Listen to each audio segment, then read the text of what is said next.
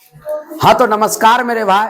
आज हम लोग को फिर देखना पड़ेगा क्लास 10 तक के क्या ज्योग्राफी का सिलेबस। ये जो सिलेबस हम बनाए हैं, ये सिलेबस जो 2024 में जो एग्जाम हुआ था उसी से रिलेटेड हमने क्या बनाया है, ज्योग्राफी का क्या बनाया है, सिलेबस बनाया है। तो देखिए ज्योग्राफी के सिलेबस कोई बड़ा किताब नहीं है। ज्योग्राफी छोटा है, देखने में क्या लगता है, बड़ा लगता है। बिल्कुल इजी भाषा में हम लोग क्या करेंगे, पढ़ेंगे। सबसे पहला ज्योग्राफी में भी कई बार याद रखना है आपको, 3 बार। सबसे पहला 1 नंबर में क्या मिलेगा आपको, जैसे ज्योग्राफी का क्वेश्चन दिखाई देगा तो सबसे पहला 1 नंबर में आपको दिखाई देगा ऑब्जेक्टिव। सबसे पहला क्या दिखाई देगा, ऑब्जेक्टिव। आपको ऑब्जेक्टिव कोई पूछेगा कितना बनाना है तो आप याद रखिएगा ऑब्जेक्टिव जो देगा वो देगा कितना मेरे भाई,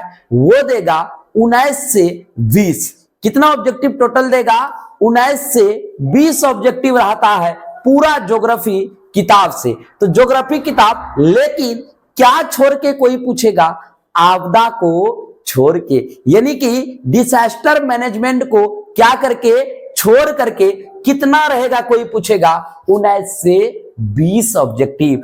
और बनाना कैसे है कोई पूछेगा। इसी तरह कल्हे के तरह आपको क्या करना है, अपना पसंद से चुनना है कि 19 या 20 में से हम कितना ऑब्जेक्टिव जानते हैं। जितना ऑब्जेक्टिव आप जानिएगा उतना ऑब्जेक्टिव क्या कर सकते हैं, बना सकते हैं। जैसे पहला स्टेज पार कीजिएगा आप, दूसरा स्टेज क्या रहेगा, खड़ा रहेगा। दूसरा स्टेज में आपको कैसा क्वेश्चन दिखाई देगा, तो आपको दूसरा स्टेज पर लघुतरीय प्रश्न दिखाई देगा।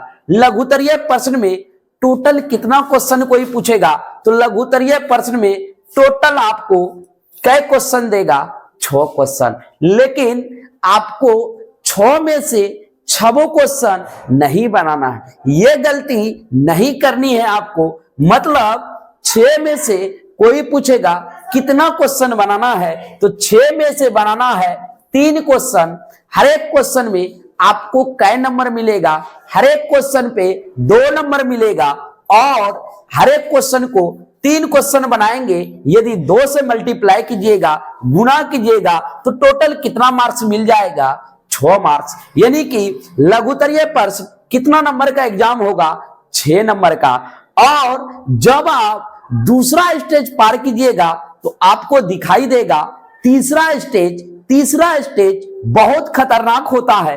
ये क्वेश्चन कैसा दिखाई देगा, ये क्वेश्चन देगा दीर्घ-उत्तरीय प्रश्न। दीर्घ-उत्तरीय प्रश्न कै गो रहेगा, तो आप याद रखिएगा दीर्घ-उत्तरीय प्रश्न कै गो, 2 गो क्वेश्चन रहेगा। लेकिन दोनों में से दोनों आपको बनाना नहीं है। ऐसा गलती नहीं करनी है। तो कोई पूछेगा कितना बनाना है, तो आपको कै क्वेश्चन बनाना है, 1 क्वेश्चन बनाना है। 1 क्वेश्चन यदि आप बना लेते हैं, अच्छे तरीका से लिख देते हैं, ये क्वेश्चन है लिखने वाला।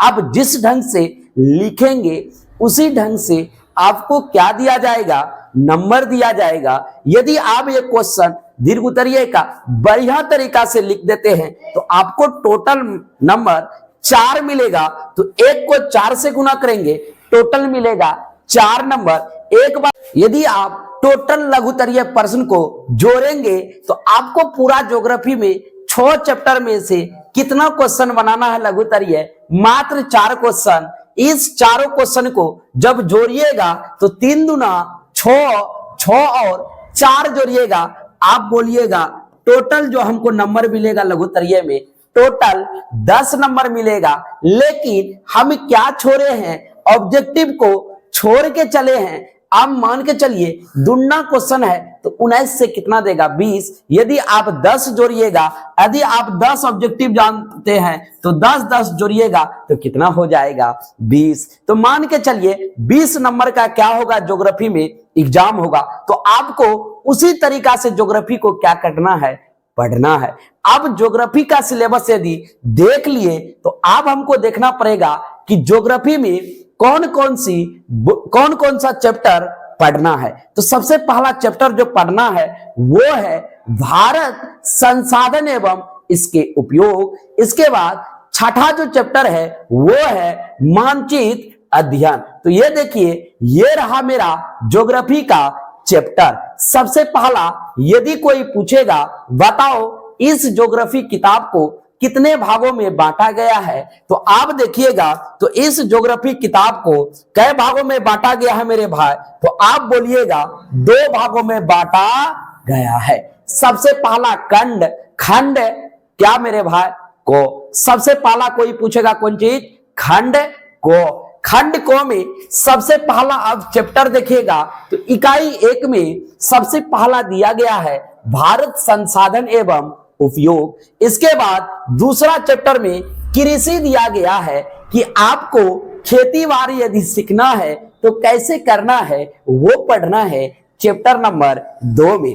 तीसरा इकाई में जो दिया गया है वो है निर्माण उद्योग। कोई भी चीज का निर्माण आप कैसे कीजिएगा, उद्योग को कैसे चलाया जाए, यही दिया गया है चैप्टर नंबर 3 में। इसके बाद चैप्टर कितना है, इकाई 4 है। इसमें दिया गया है परिवहन, संचार एवं व्यापार।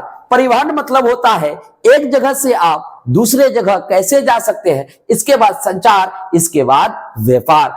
इसके बाद 5वां इकाई दिया गया है कृषि, क्योंकि वन संसाधन भी किसके अंतर्गत आता है, कृषि के अंतर्गत आता है। इसीलिए बिहार में कृषि एवं क्या दिया गया है, वन संसाधन के बारे में बताया गया। इसके बाद छठा जो चैप्टर है इसमें क्या दिया गया है, जब आप कंपटीशन लेवल की तैयारी करने जाइएगा तो वहां पर आपको वर्ल्ड मैप, इंडियन मैप, ये सब क्या करना पड़ता है, पढ़ना पड़ता है। लेकिन यहाँ सभी चीज को मिला जुला करके एक चीज दिया गया है, क्या दिया गया है, मानचित्र का अध्ययन दिया गया है। यानी कि आपको इस चैप्टर में, छठा चैप्टर में मैप का पूरा जानकारी मिलेगा। इसके बाद इस ज्योग्राफी को भाग खंड कितना में तोड़ा गया है, खो में। कोई पूछेगा कितना खंड में तोड़ा गया है, खंड को में क्या किया गया है, तोड़ा गया है।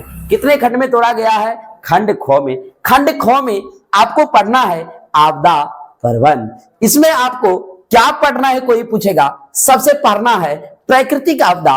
प्राकृतिक आपदा क्या होता है, किसे कहते हैं, यानी कि आपदा का ये क्या दिया गया है, परिचय दिया गया है। इसके बाद इकाई किसमें जाना है आपको, इकाई 2 में जाइएगा तो वहां पर दिखाई देगा प्राकृतिक आपदा प्रबंध, बाढ़ और सुखाड़।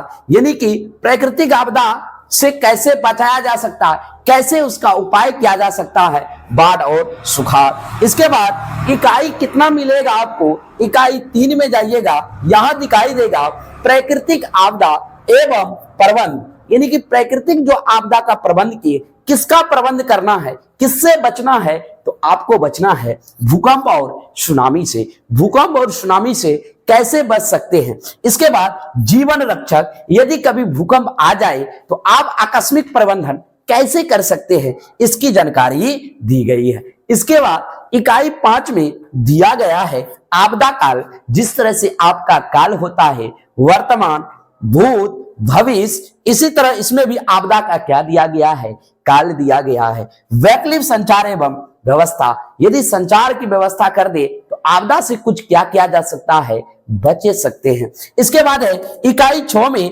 आपदा और स्वास्थ्य, यानी कि आपदा से आप कैसे बच सकते हैं। तो आपदा का हम सिलेबस किसी और दिन लेके आएंगे, लेकिन मुझे पूरी उम्मीद है कि आप ज्योग्राफी की सिलेबस को क्या कर लिए, पूरा अब क्या कर लिए, समझ लिए। देखियो मेरे भाई, आपको पढ़ना जरूरी नहीं है, सीखना जरूरी है। यदि आप सीख गए, सोचिए पढ़ लिए, यदि नहीं सीखे मतलब नहीं पढ़े। तो आपको मेन फोकस करना है सीखने में। हम सीखते क्या है, पढ़ते सब है, लेकिन आपको क्या करना है, सीखना है। तो अगर ये वीडियो आपको समझ में आया होगा तो आप इस वीडियो को लाइक जरूर कीजिएगा।